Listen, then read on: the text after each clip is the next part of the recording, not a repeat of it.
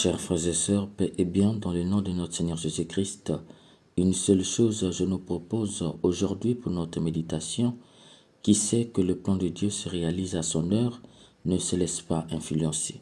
Dans l'évangile, Saint Luc nous dit, en ce jour-là, quelques pharisiens s'approchèrent de Jésus pour lui dire, « Pars, va-t'en d'ici, Hérode veut te tuer. » Mes chers frères et sœurs, n'allons pas si vite. Ici, il y a une vérité fondamentale que Saint Luc veut nous faire comprendre.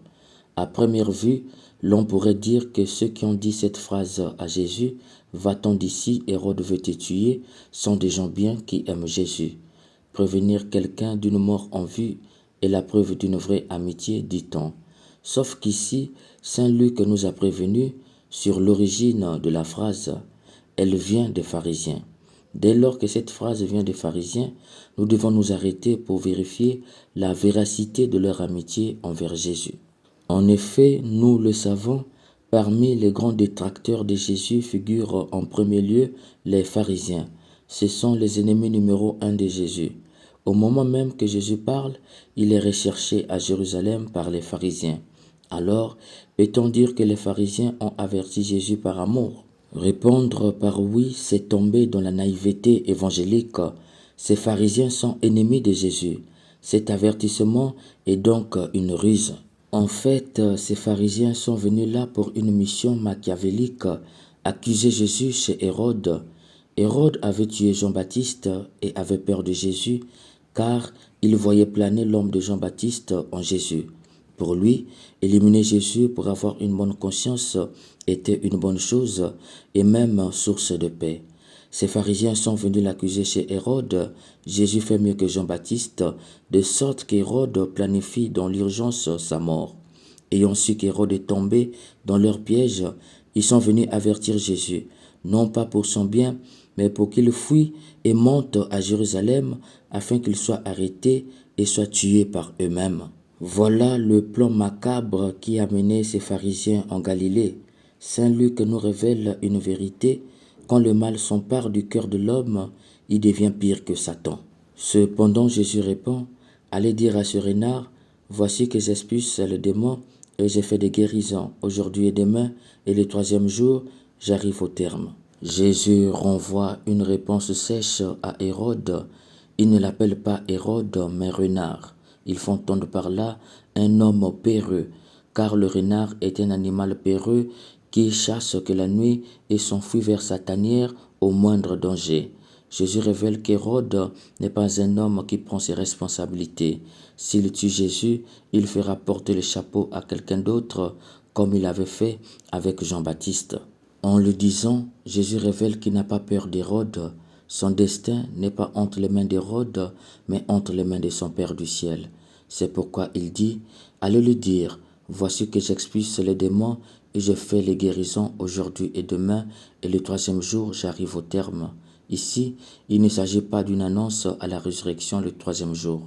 Non, Jésus utilise un langage populaire.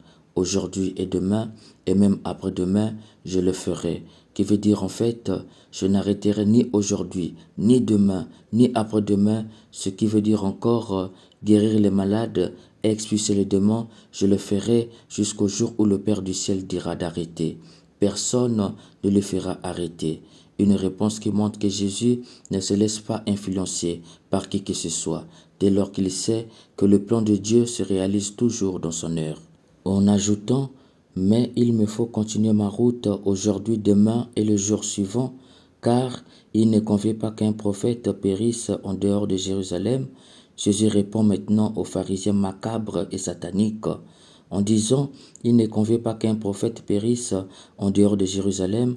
Il ne faut pas croire que tous les prophètes sont morts à Jérusalem. Jean-Baptiste n'est pas mort à Jérusalem. Ce que Jésus veut dire, c'est une réponse aux pharisiens. Je ne fuis pas Jérusalem. Ne pensez pas que j'ai peur de venir là-bas pour que vous utilisiez la ruse pour m'amener à Jérusalem. Je viendrai et je mourrai là-bas. Je n'ai pas peur. Jésus assume sa fonction prophétique, mort pour la vérité, mort pour la cause du bien. C'est à juste titre qu'il dit « Jérusalem, Jérusalem, toi qui tues les prophètes et qui lapides ceux qui te sont envoyés, Combien de fois ai-je voulu rassembler tes enfants, comme la poule rassemble ses poussins sous ses ailes, et vous n'avez pas voulu. Vous ne me verrez plus, jusqu'à ce que vienne le jour où vous direz, béni soit celui qui vient au nom du Seigneur. Ici, il ne s'agit pas d'une présence physique. Jésus ira bien au temple et évangélisera pendant une semaine. Ce qu'il dit ici est le changement du paradigme. Le sacrifice d'animaux dans le temple n'aura plus son sens puisque le sacrifice eucharistique, qui est le corps de Jésus, se fera ailleurs.